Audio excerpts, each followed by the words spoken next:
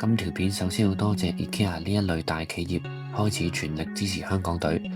冇講咁多啦，而家就帶埋佢哋嘅鴻輝公仔上到去5樓看台，入到主場球迷區，全力為香港隊打氣。呢一場波非常之重要啊，絕對不能有失啊！所以鴻輝公仔都準備就緒啦。見到開場香港隊球員入嚟，我哋拉開貼褲嗰下，其實真係有啲眼濕濕，覺得幾感動噶。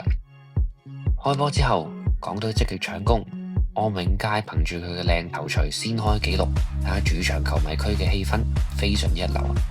然之後我哋萬眾期待嘅歌手周國賢為我哋唱出黃金入球，非常之經典啊！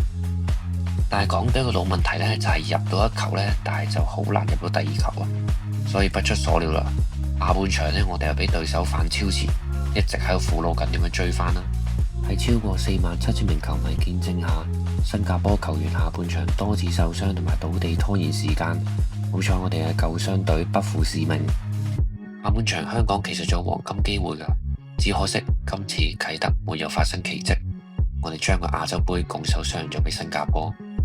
點都好啦，雖然好心痛，亦都好心酸，但我希望睇緊呢條片嘅你哋依然會繼續支持香港足球。贏嘅我哋陪佢一齊慶祝，輸嘅我哋陪你東山再起。香港隊加油！